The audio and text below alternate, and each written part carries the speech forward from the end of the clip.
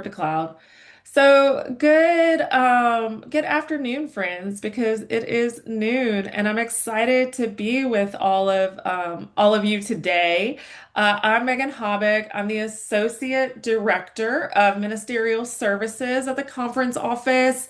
And today we're going to be talking about how vocation, or I think a better word is your call, is kind of a lifelong journey and a lifelong conversation. We're going to do a few things today. We're going to actually talk about like what a calling is. We're going to talk about how callings maybe look different in the first half and second half of life. And then we're also going to talk about resources that you can utilize in the conference. That have to do with call for everyone. But like I said earlier, we really want this to be, or I really want this to be interactive because that's more fun. So we're going to start out with kind of an icebreaker together this afternoon. And that's going to be when first of all, tell me your name, tell me what church you're at, or where you're located. And then tell me a word that comes to mind when you think about call. And I'll just call on you. Um, so Gina and Whitney. You want me to, oh, we're muted. Oh, no, we're not muted. Yep. So I'm Whitney Morgan. My husband, Ray, serves two United Methodist churches here in Lexington in the Uwharrie district, um, Ebenezer and Reed's UMCs. Um, he serves, but we serve together.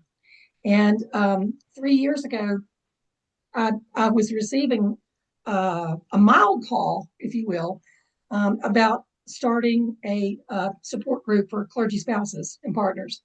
But I realized 3 years ago that it wasn't the right time yet because, well, we were still going through disaffiliation. And the church we were serving at the time disaffiliated. So this past annual conference, the calling became even more clear. And and honestly, and that's why I'm here for this discernment. I really want to start a clergy spouse and partner support group. There was one before the pandemic. Apparently, it got shut down during the pandemic, and nobody ever started it back. There is one in the North Carolina conference we've discovered. So I feel that very strong calling. I will say it's not just one word. Yeah. I heard two words, and I heard them directly through the Holy Spirit during the annual conference. There was a provisional elder who crossed the stage to be commissioned, and her name was Whitney. And the bishop Mhm. put his hands on her shoulders and said, Whitney, or send Whitney forth into the world to share the love of Jesus and whatever else he said. I kind of lost it after that. Gina looks at me. She's sitting next to me during the service, and we're both going, really? And what it felt like was Jesus had his hands on my shoulders, like the bishop had his hands on Whitney's shoulders. And he tipped my chin up to look at his face. And he said, it's time. Hmm. That was my calling. I knew it. I talked to the bishop after that service Saturday night. I talked to Amy Coles the next day after the closing service. I even went down during prayer for during that service Saturday night to Kim Ingram specifically because she was the first one I talked to 3 years ago about this conversation, That's and I great. asked her to pray for me. So it really is more than one word. It's time. It's time. I love Yeah, that. Thank you for yeah. sharing that, Whitney. What about you, Gina? Where are you, and what's a word or a couple of words that you think of when you think about the word calling? Okay. Oh, we can't hear you. Is that better? Yep. Sorry, I have kind of a quiet voice sometimes. Other times I'm a big mouth. Depends. Um, I'm a member of Reed United Methodist in Lexington. So Ray, her husband is Gina's our lay leader there. Yeah, I'm lay leader. I serve as liturgist. Um, do a couple other things around the church. But I think, when I hear call, I'm thinking partnership because we're called to partners in God's kingdom work. So that's the word that comes to me first. God's kingdom work. Did I hear that right? Partners. Kingdom. Okay. Kingdom Yeah. partners. Oh, I love that. God's kingdom partners. That's great. That's great. Um, and then Danielle, will you go next? Oh, you're muted. There you Hey go. there. I'm here. My name is Danielle Edwards, and I am a member of First United Methodist Church in Hickory, North Carolina. And I have been here about 8 years. Um, I am the lay leader. Um, I just started that this past year. And I started hearing my call probably almost about a year ago. I started leading services at Kingston Residence. It's a retirement home in our area, and we lead a church service there every Sunday morning. And I started going there and writing sermons and preaching and leading the services there. And I knew that that was something I wanted to do, but I did not feel equipped for that call. But I went ahead and was obedient and did that anyway. And I serve here in a number of ways. I work at the front desk volunteer time twice a week. I am now part time as the youth and children's ministries assistant. So I'm working with our children and our youth. And I also, it's really crazy how this is today because yesterday I took a church member um, to a colonoscopy, and I was sitting there with him. They had taken him back for his procedure. I heard, "You, Danielle, you are right where you are supposed to be." And I kind of looked around, and I was like, "Hmm." And then I heard him say, "You are living in my will." And I Mm, recognized that as the Holy Spirit talking to me, and I just felt peace in what I believe that it is my call to be a licensed local pastor and serving the children and the youth here at this church as well. I So, love that. Thank you so much, Danielle. So I heard right where you're supposed to be. mm-hmm. Perfect. What about you, Constance? So I have two words there. I'm Constance Reynolds. I'm in the Northern Piedmont district.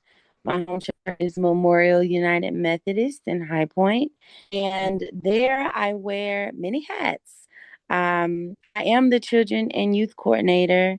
And Danielle, your face looks real familiar. I feel like we might have seen each other at an event at some point. Yeah. But I've been a coordinator of youth ministries for the last about 3 years, and I am a certified lay speaker. Um, I serve on many committees at church, and our numbers have kind of dwindled down to the bare bones of us. So many of us wear many different hats, and sometimes I'm volunteering, sometimes I'm voluntold. It's fine, but when I think about call, I would say that it's unfolding. Mm, It's unfolding. I have I, I I've just been blessed, y'all, to see the things that God has revealed to me in this past year of just saying yes to God, we're going to do this together and discern what it is you're calling me to do. I'm an actor by trade, oh, cool. and I see a lot of people in my industry really stuck or just running on a program that it seems like it's no longer working. And the entertainment industry is very secular. It's a place there where through. And I love the idea of sharing that foundation with other people that are, walking my walk professionally. But I also am finding in the church, young people are my people.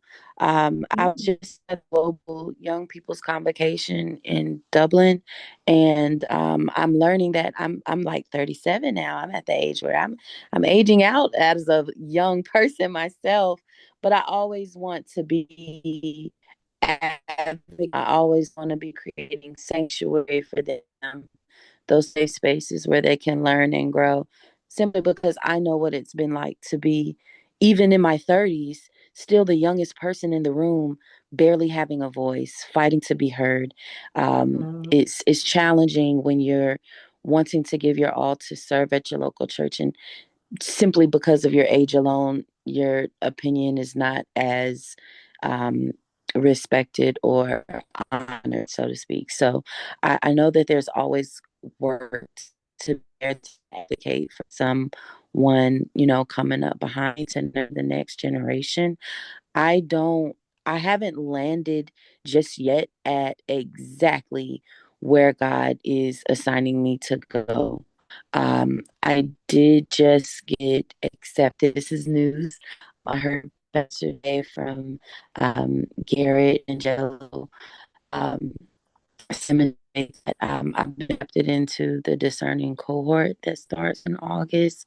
Oh, that's So I great. will be taking Yes, so I will be taking another step forward in learning where I'm called to go and what I'm equipped to say and what that looks like. Does it mean a deacon? Does it mean a licensed pastor? Like I have not arrived there yet, but I'm just taking a step at a time. So I'm very happy to be here. That's great. Thank you so much for sharing, Constance. And the word I got was unfolding. So Yes. that's beautiful. And I'm excited about your story and where it's going. And then, Alice, would you share with us?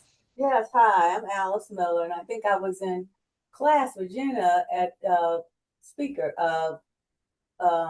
at St. Andrews. Yeah, Okay. ladies speakers training together. So I was just with her. But yeah, I'm in Winston-Salem, Saints Home United Methodist Church, and I have no background in being Methodist at all. So I still having a major culture shock when it comes to a lot of things about Methodism. I'm retired about a year, still trying to figure stuff out. I guess a calling can be your assignment at the time. Assignment So at the I think it can time. change, it can be dynamic, it can be as tiny as what my cousin, when she ministers, when she drives an Uber in Ohio and ministers when she's driving Uber, to taking somebody older or more impaired to a doctor's appointment. I think it changes. I think sometimes it can be a office, like the office of a so and so, whatever that title is. But then there may be times when some of us just have to be fluid, listen to the voice of the spirit, and not be too um, convicted or brought down or brought low when you don't have something very specific that you can name. And I think we're ministering all the time. And when you get your neighbor's mail because they're sick or whatever, I just think that a call can be dynamic and changing, and whatever the Lord needs for you to do at that time. And I also have a very small, almost dying out church, which a lot of churches are like that. And I don't know what's going to be our future. We have a new part-time Baptist pastor. Interesting. And like I said, just a handful of people there, and I don't know what our future is going to hold. So I'm kind of in flux while I've trying to figure out retirement. Well, that's great. Thanks, Alice. And I heard two things. I heard assignment at the time and dynamic. So I put them both down. Mm-hmm. That's great. And then Patrina, am I saying your name right? Okay, cool. Patrina and Tamara, we're just like saying our name, where we are, and then a word that we feel like describes calling. So, Patrina, would you share that with us? Um, okay. I I'm from Pilot Mountain. I'm with First United Methodist Church. Cool. Um, I'm not sure what word would call calling. Maybe just having a servant's heart. A servant's heart. I Um, love it. that I feel like that's where I am. I'm not sure where God is calling me. I just know that when someone says, "I need someone for this," I'm like, okay. No, my husband um, doesn't get flustered with me at times, but sometimes he points out, you have a lot on your plate. You have a lot going on. So I just feel like I have a servant's heart, and I just feel like I need to do as much as I can when I can. The John Wesley motto, just do, and help when and where you can. But as I said, I don't know if God is calling me to something bigger or if he's just calling me to just serve wherever it's needed. Yeah, no, I hear that. I hear servant's heart. I think that's beautiful. And then, Tamara, would you mind sharing with us if you're in a place you can? If you're not, you can type it in the chat or just let me know that you can't. Sorry, repeat the question again. I was having some trouble with audio, Oh, but I got it working now. okay, okay, cool, cool, cool. So, we're just going around saying who we are, maybe what church we're at, and when we just one word that we think of when we think of the word calling. Okay, Tamara Moody. I am at Hunters Chapel United Methodist Church in Cornelius. When I think of the word calling, I think of purpose. Purpose. That's great. Thank you guys. So y'all gave me some really good words, and I think they really kind of get at what we're going to talk today. And I just want to remind you of what we talked about. It's time, kingdom partners, right where you're supposed to be, unfolding, assignment at the time, dynamic, servant's heart, and purpose. And I mean, I love this because I love the words you shared because I think one, it shows that calling it like is dynamic and it's kind of 3D, right? Like it has all sorts of different sides. And so before we really just get into our conversation today, as we're talking, I want to do one more little poll with you. It'll be super fast this time. I'm real excited I learned how to use polls. But um, give me a sec. My next question is, um, oh, did y'all already fill out my poll? Did y'all get a poll from me? Okay. That's weird. I think I got one at the beginning. Oh, I heard okay. Connie did. Well, let me I see if did I too. can. Do you see a poll? I didn't know it did that. Are you going to type it in the chat? So when you've experienced call, have you experienced it as a single defining moment, slow and unfolding, you're still figuring it out, or not sure you've named it?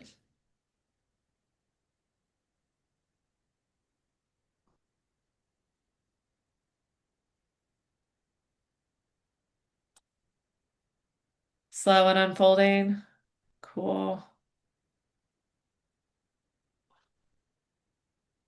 Slow and unfolding and defining moment. I think that's totally valuable. Still trying to figure it out, still trying to figure it out. Cool, cool, cool.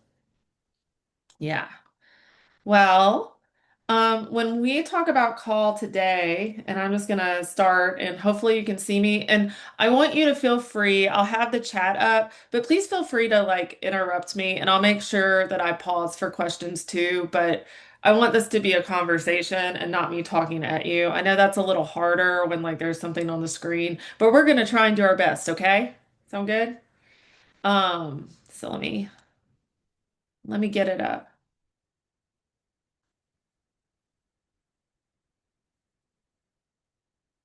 So. Right. So the first kind of screen I have for you is that calling is it's a conversation. It's not a lightning strike. I think Danielle, I loved how you put it, right? It was a defining moment, but it's been slow and unfolding. And what I heard from the rest of you um, is that, maybe you're still figuring it out and you haven't had a moment, a defining moment, but like still it's slow and unfolding. Maybe you've had a lot of little moments, or you're just figuring it out. You don't know what the next best step is, but you're listening. And that's what calling, when we talk about it, is really all about, right? It's a lifelong dialogue between you, God, and your community.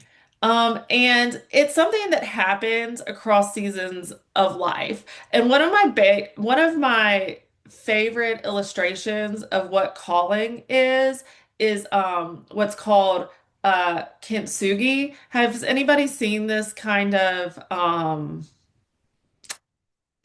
art or pottery before? Nope, I haven't. Okay, okay. So it's a Japanese type of pottery. Actually, I should have brought it with me. I have one that I got in London. But essentially, what the pottery is it's it's broken pottery that people fill the broken pieces with gold. And I think that that's a beautiful kind of metaphor for what calling is, right? Because calling is us following God, sometimes times being hard, us still following God, and God filling us with God's grace towards our next best step, right? And that can look a lot of different ways, right? Our calling doesn't like break us over time. It helps us kind of deepen our faith, if that makes sense. So the next thing I wanted to share with you about calling being across seasons, Constant, I thought this was you made a really good point about young people, right? Everyone has a call, and everybody should be, have feel heard in their call. And so we try to really kind of embody that, right? Working with both young people and older people as they're kind of discovering their next best steps. One of the things that I like, though, and I would say I'm still kind of in my first half of life, is Richard Rohr talks about a book called Falling Upward, or wrote a book called Falling Upward. Has anybody heard of that book? Okay. Yes, I just started it. You did? Yes. Okay, great. So he wrote a book called Falling Upward, and another guy named David Brooks started a book wrote a book called The Second Mountain. And essentially what it says is kind of we have this first half and second half of life. And first and second half, I think that's a misnomer, right? You have a point in your life where like you're building your identity, your career, your family credentials, and you're really thinking about like what will I do? And it's really about success and belonging and proving ourselves. And then you have a point, and it could be early in your life, it could be later. I think it's different for a lot of people. I think there are lots of people that don't get to the second part, but you have a second part of life, right?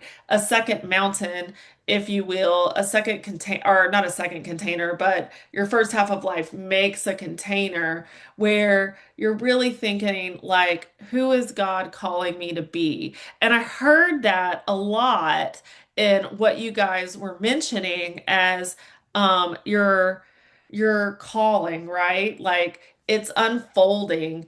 Maybe it's something I'm just supposed to do, kind of like having a servant's heart in different areas of my life. This call really kind of sounds like, who am I becoming? And like that kintsugi, right? The cracks, maybe when we have difficult experiences, come part of our vessels, the beauty of what our call is, if that makes sense. Does that, y'all get that? You have questions about that? That makes sense. That makes sense. Mhm. So I want you to think about a season because I really feel like it's important, and uh you guys have already kind of touched on this, but that like our call is dynamic and it's changing. So can you think of a season when your purpose shifted? And we're not going to do it in pairs. We're just going to do it together because we got a small group, right? And maybe think of who was part of that conversation as you figured it out and what did they do that actually helped? Megan, I think for me, I mean, Ray's college just in 2017, Hmm. I guess. Um, and well, no, actually, really, 2018. And it was kind of funny because it was because of him. He got he got challenged by three different pastors who didn't know that the other two were asking him the same question of Oh, why are you wow. ignoring your call? And he'd been ignoring his call for a long time. And we've only been married for 8 years, but I watched it. I watched it when he filled in as a lay minister when another pastor was out of town or whatever. And he came home after the third conversation and he told me what happened.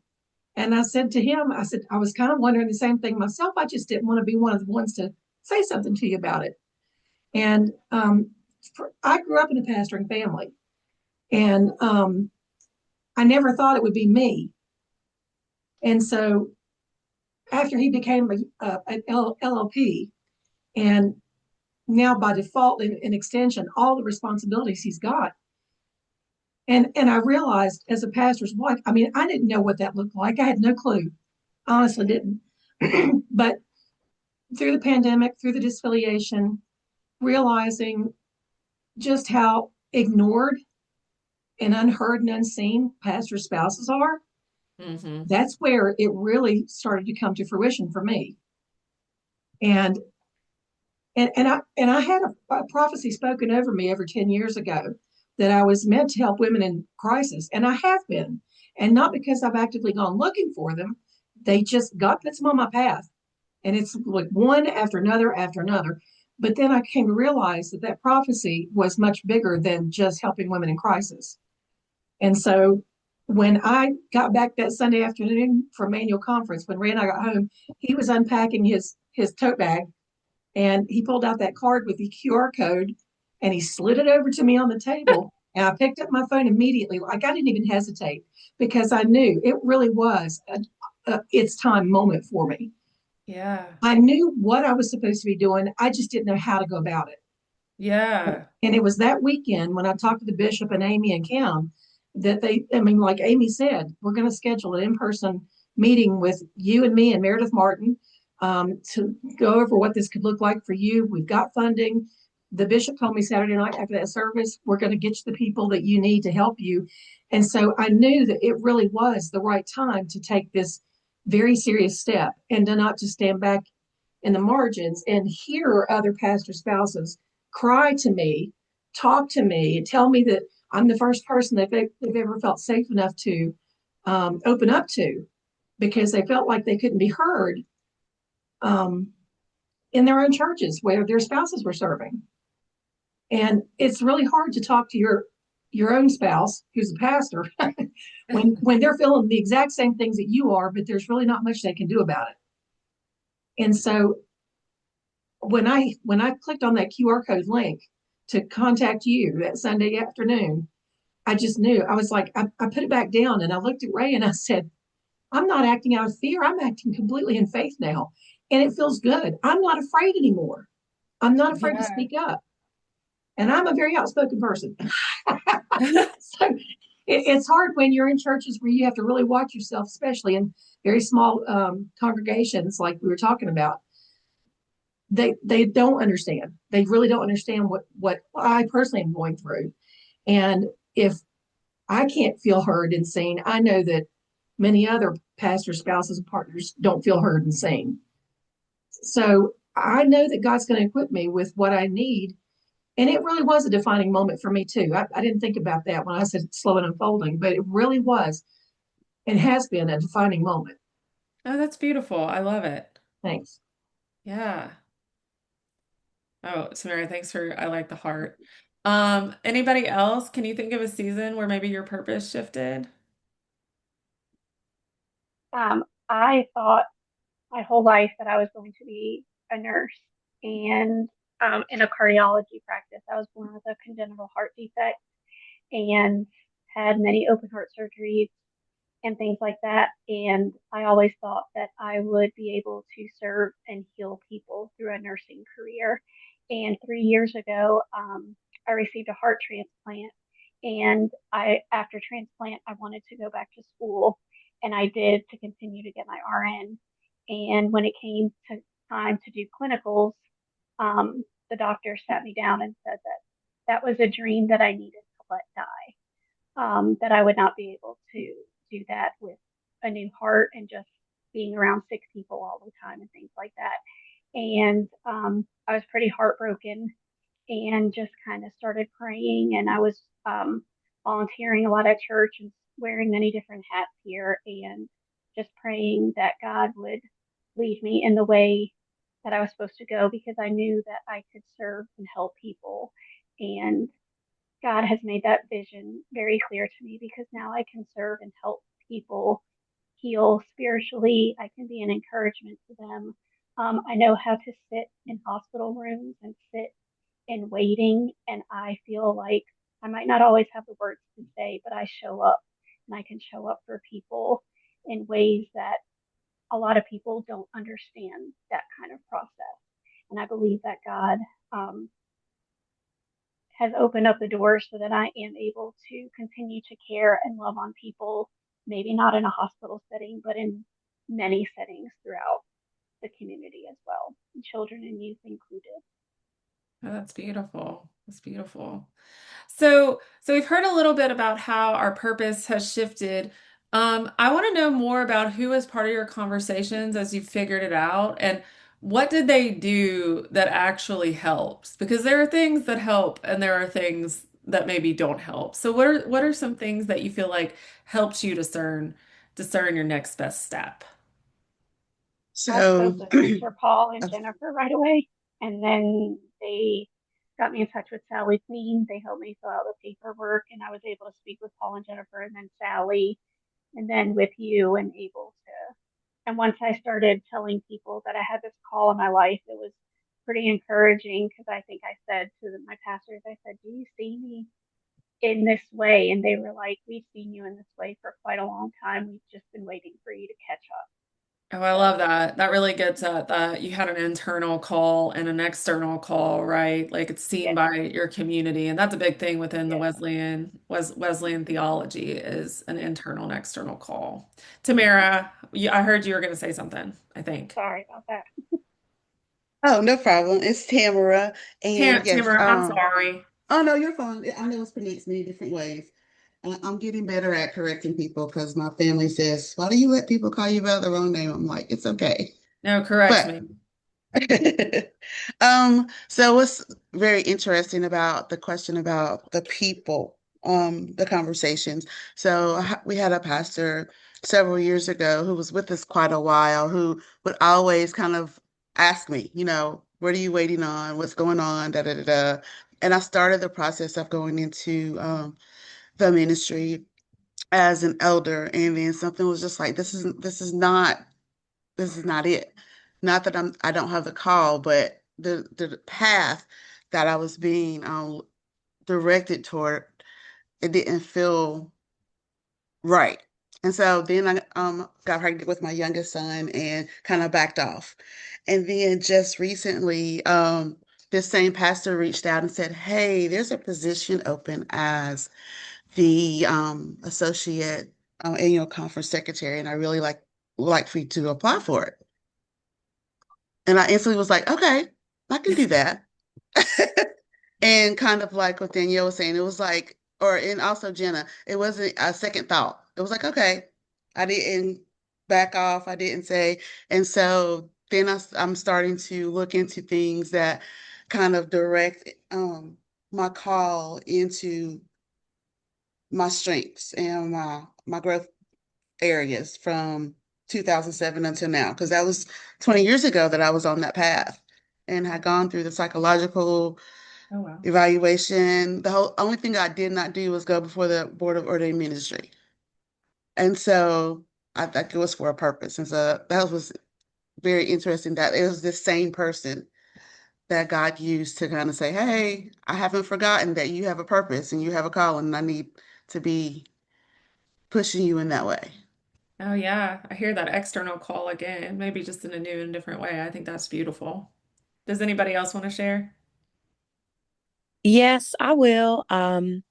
When I first started in leadership with the children and youth ministry, I honestly had gotten to a point of like frustration because, similar to others I hear, our church is, kind of waned in membership, and the people who were, and this is the church I grew up in at Memorial, so the people who were leading children and youth that were not there to necessarily train me, and I wanted some resources and support, and I got connected with the Youth Ministry Network, Oh, cool. and I joined the children's the youth ministry leadership cohort led by Shannon Lemaster Smith. I love her. I do too. We've become really good friends, but just going through that process, um, I was able to kind of step outside of my local church and really step into the connection within the conference of other youth ministers. We affirmed one another. We spoke into one another about, our gifts and our calling, and it gave me, the resources. I felt more equipped and more confident. But from that point, I've just been receiving little nudges, whether it was from Shannon. I remember she invited me to the Progressive Youth Ministry conference in Austin, Texas last November.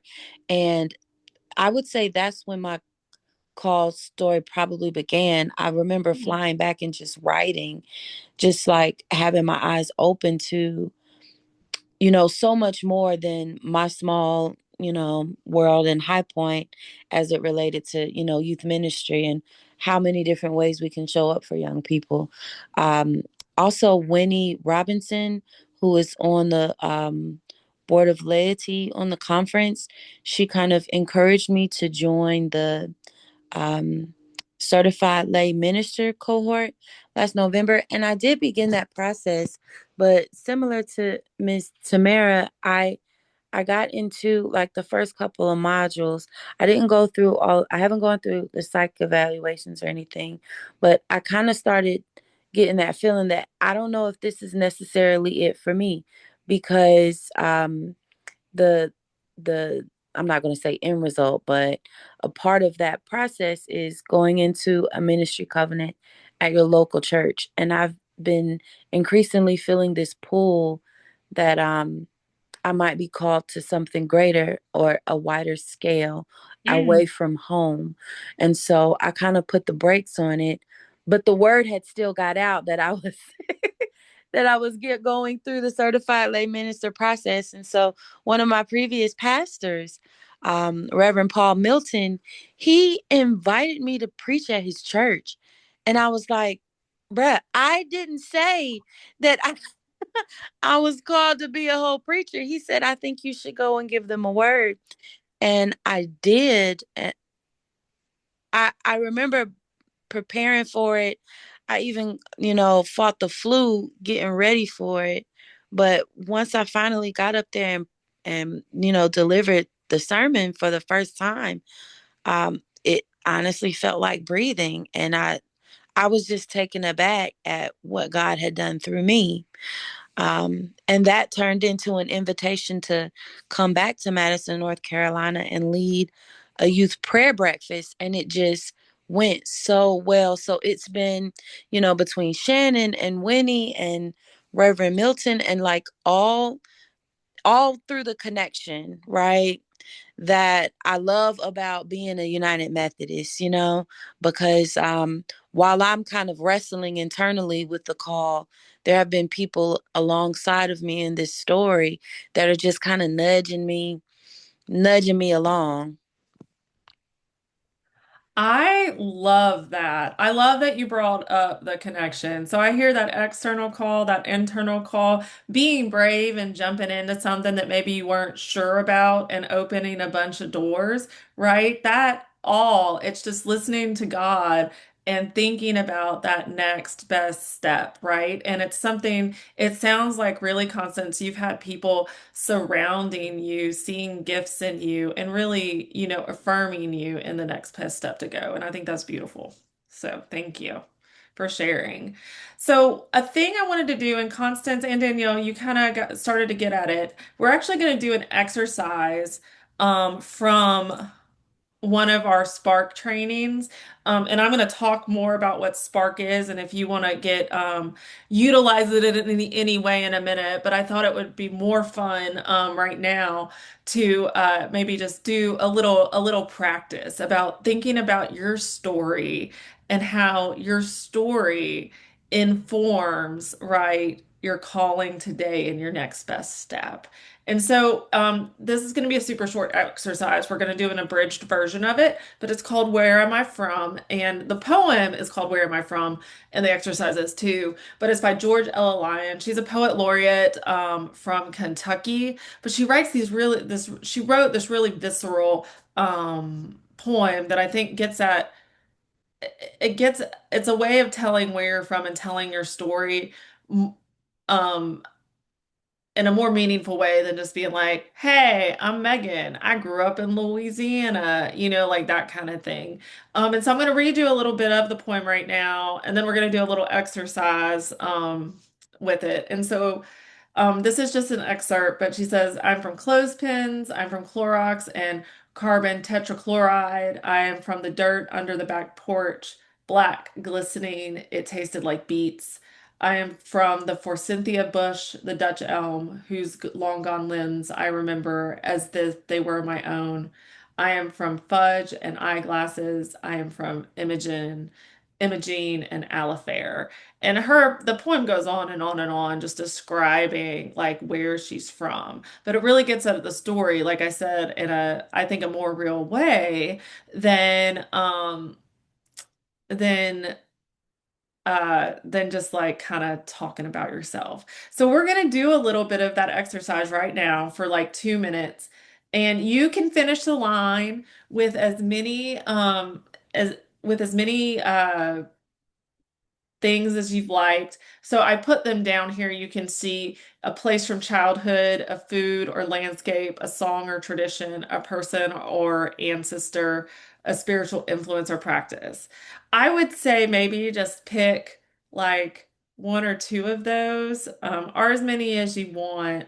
We're not going to do the chat waterfall. We can just share them in a minute, but just think for like a minute or two, some places of where you're from.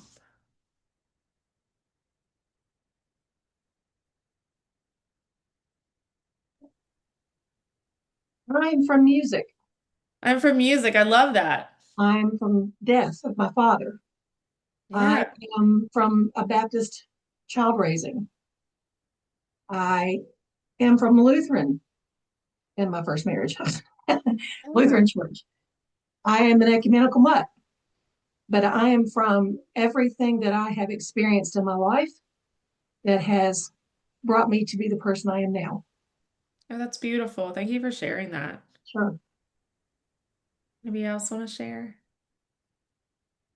This is Alice. I am from Mary and Edna and Pentecostalism and shouting in church and kicking your shoes off and praise. Yeah, I love that. That's great. I'm from Queens, New York, from a grandma who was Puerto Rican and a dad who raised three kids on his own. Mm, it's really good, Danielle. Thank you. I am from Ideal Beauty Shop. I'm from Vacation Bible School with butter cookies and dill pickle spears. I'm from Summers at the Library. I'm from Hot Comb Presses. I am from Christmas Songs. I am from Endless Laughter. Oh, I love that. That's beautiful. Thanks for sharing. Does anybody else want to share? I am from Dead End Dirt Road. I'm from Linda and Rush. I am from a family church, vacation Bible school, family picnics, and annual beach trips. I love that. I love that. Um, if we were in a Spark session right now, this would be the one that has to do with story. And I'm going to stop sharing because I'm going to show you just what they are and I'm going to give you all these resources. But if we were in a Spark session right now, questions that we might talk about is Um, how did those things that you're from inform your faith today? How have those other people that you talked about, those practices that you grew up with, those things from your childhood helps you get to the place you are right now, right? Because we are all an accumulation of the saints that have kind of gone before us. And when we begin to think about our calling, the place that we need to start, or I believe we need to start is with our story and how our story intersects with God's story. And that's just one way to look at it and do it. And so I hope that that was fun and meaningful for you. But what I wanted to show you, because I think you guys, well, I think you got a good mix. Like I feel like I hear you all talking about how you feel like you're trying to discern your call, but I also hear you are trying to help other people discern their call too. So it's really a both and experience, which I think is the best and the most beautiful. So what I'm gonna do right now, and I can email you guys, I'll put it in the chat too, but the PowerPoint, but I have, come on, Megan, what you doing? Bless my heart. I have a bunch of links that I'm gonna put in the chat right now, and then I'll show you some of them. I mean, can I make a quick comment? This is Yes, Al. ma'am. Can you hear me okay? Yeah. Okay. Yeah. I was just thinking about something we did a little while ago. And for me, I think there may be and it may just be my own experience or reality, but I think there's a lack of, or maybe not okay, let me go back. I'm getting ahead of myself. I think your specific call or assignment can be directly related to your spiritual gifts. Yeah. And so, but for me, depending for me, I like the idea of the Elijah Elisha, where you had someone mentoring and passing that mantle. Yeah. I think that there is a lack of, or maybe it's tough trying to find for some of us, because I'm an old lady now, I'm old, but I need to be passing something on to somebody else. But I think that's what I miss is where I think my gifts are, but Mm. finding a consistent mentor, that Elijah, that person to groom me and encourage me and pass that anointing and that mantle. Well, so that's actually what Spark is all about passing the mantle. So, and I just put all of the Spark 2.0, if you're discerning a call to ministry, and the Train the Trainer events in the chat.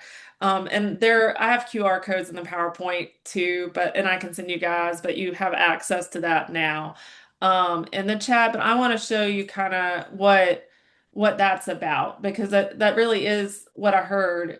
I like heard is you're discerning a call, you need a mentor, and then you want to be a mentor to others. It's really a both and experience. And I think that's 110% on the money, Alice. Were you gonna say something, Constance? Oh, no, sorry, that was my dog. I'm gonna mute myself. Oh, you're good. But let me find it. My whatchamacallit is kind of busy. My screen is busy right now. Come on, little buddy. Um, so I'm just gonna show y'all. And you have access to this and can look at it. But some resources that we have for if you want to mentor or be mentored, because you could go through this with someone else, um, is Spark and Spark 2.0. And so it's a curriculum, Spark is a curriculum we made about 2.5 years ago. We got a grant from the Forum of Theological Exploration, to create kind of a framework for discerning calls in young people. I don't know what that is. It keeps popping up. Um, that's not what we want either. So forum for kind of young people discerning a call. And so we made a framework and it's based on what's called the care method. And you can learn a lot more about that if you come to a train the trainer event. But it's really a position where you would be mentored, or if you wanted somebody to do it with you, you would mentor, and or if you wanted somebody to do it with you, you could be the mentee.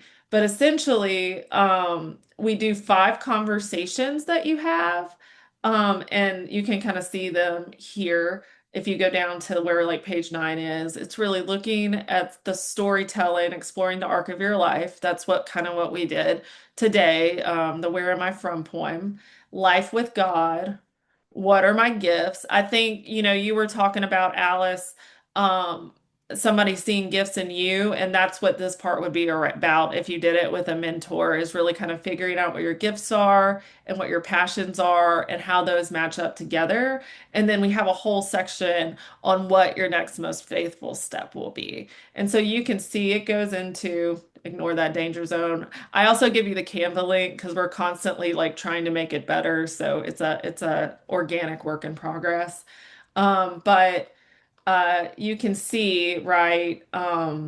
It's a way to really kind of move through at any period of your life what your next best step is. But this one is really kind of geared towards young people because that's what we got the grant for. Does that make sense? But it's a great resource. The other thing that we have with the resource are all sorts of different activities that you can do. Um, Alone or with other people. And I can send you that as well. Is that cool? Questions? Awesome. So the other one that we have is, and you could do this with a mentor or mentee too, is Spark 2.0. And it's for people in life transitions, right? I think the first one is kind of like for high school and college students, which is a giant life transition, but really kind of thinking about call for the first time. This might be like if you're retiring or going into a second career or having a baby, or something like that. And because that was a conversation that we had a lot when we were doing the first Spark, was that I really like this, but I would love to do it like I have a bunch of seasoned people in my congregation, and they don't feel like they have a call anymore because they're retired. And we're like, no, no, no, that's not true. Like you have a calling all your life, right? It's dynamic and it shifts over time. And so Spark 2.0 really kind of gets at that shift. And so you'll see that the sessions are a little different and we added one. And so we have stories and seasons, right? That's what we would did when we did the Where Am I From poem. That was an excerpt from that. Life Interrupted, right? Remember when we talked about like how there's, bless my heart, the valley, there we go. And the two mountains, right? So life interrupted is kind of when are spaces that God has interrupted my life. Loss, limits, and liminality, that's really just kind of living in the valley and where's the valley leading me to. We did spiritual gifts again, but that's really somebody naming, it's not so much doing like a test or something, but somebody naming those gifts in you, right? Finding a buddy or doing affirming that in each other if you're doing it as a small group. And then for such a time as this, what is for such a time as this, like what is God calling you to now? And then what's your legacy and your next most faithful step? And so it's just a little bit different because it's really focused on if you are in like a big life transition or upheaval. But it's the same kind of like you could use it with someone, you could do it as a small group together, or you could get somebody to do it with you if you're trying to discern your next best step. And the thing that I was going to say with that is you can see on in the chat, we actually have a Spark Train the Trainer. I'm trying to stop sharing this. Okay. We have a Sparks Train the Trainer on September 22nd. And that's going to be at St. Mark's in Charlotte. And that's for the original Spark if you're interested in getting trained in something like that. my youth ministry, children's ministry people. I think it would be legit.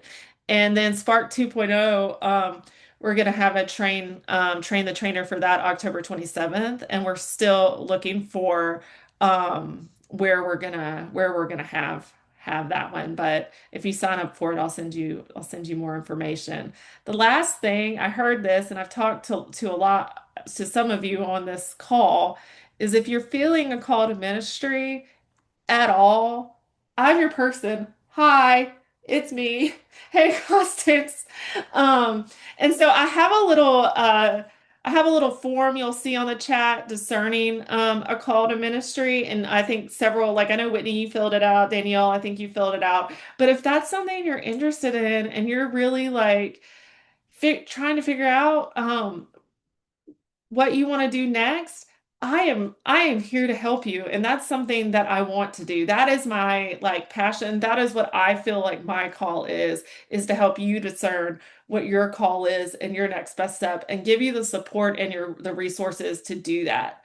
If you are, and this is the last thing I'll say, um, if you are feeling a call to ministry and you're like, or to like licensed local pastor, maybe to elder or deacon, we are going to have a discerning my call workshop on September 26th. And so I would highly encourage you to attend. There are some steps before you attend. The first one being you should talk to your pastor and tell them to email me. And then you should talk to your district superintendent, and they'll get you on the right course to do that. So, yeah. That was a lot at the end, but I wanted you to know that you have all these resources. Do you have any questions, friends? Megan, I have talked to my pastor slash husband and to N Young Lee. Okay. I did Good. want to say though, you were talking about the key people who have helped um, to discern your call. And that first conversation, 4 annual conferences ago now, after the closing worship service that Sunday, if you've been to annual conference, you know the bishop and his wife Pam go out under the big oak tree to greet people. And I left Ray in the dust in the auditorium because I wanted to go and introduce myself as Whitney Morgan, not Pastor Morgan's wife, because I wanted him to know me for the individual that I am. And it was one of the coolest things that when I started, and that was the first time I actually met him and spoken to him was that annual conference. And when I asked him about it, and his wife Pam even said, "Here, write this name down. This is a good person to contact." But it was pretty cool because Ray caught up with me, and I turned around, I looked at him, and I put him at arm's length, and I said, "Stand back. I want to talk to you by myself. Let me be not Ray's wife, but let me be Whitney." And that's Yeah. one thing that my grandfather used to say when I was a little girl, and my mom tried to keep me in a certain kind of box. He would always say, "Let Whitney be Whitney." And that has become a mantra now because I get to be me and I get to show my gifts and graces and share them to help other people who are not being seen or heard. So I'm really excited about the potential of this. I don't have any fear that I'm going to be held back because I've got from the top down, I've got the support and I'm Yeah. really excited about it. Oh, that's beautiful. I love that. And I'm excited to start hearing more about it and seeing how we can get you to the next best step. Yes, thank you. Anybody else? Questions? Comments? I was just Well, looking for your email address. oh, I just put it. Oh, I didn't. Bless my heart. So I'm putting it in the chat right now. Thank you. It's M. Hobbick. Unfortunately, my last name looks like hey bitch, but that sounds rude. It's Hobbick, and it's M. Hobbick at wnccumc.org, but it's in the chat. I also put the PowerPoint in the chat just so you can have it because it has all those links in there as well and everything that we talked about. But yeah, please email me. I would love to talk with all of you on like a private Zoom just to hear more about your story and what you feel like your next step might be. Cool. Awesome. Thank you so much. Yes, Thank thank you. you. Thank you. Let me close us out with a prayer and then we'll be on our way. Sound good? Great. Gracious and loving God, we thank you for our time together today. I'm so grateful for all of these ladies here and the calling that you have put upon their heart. I am grateful for the way that you are showing them as they listen to you, both internally and externally, what their next best step might be. And I pray that we all, in our own way, continue to follow you and continue to live into our calling in real and dynamic ways. In your name I pray. Amen. Yeah. Amen. Amen. Thank you, friends. Email me. I'm Thank you. excited. Thanks, Nice to meet Megan. you all. Bye. Bye.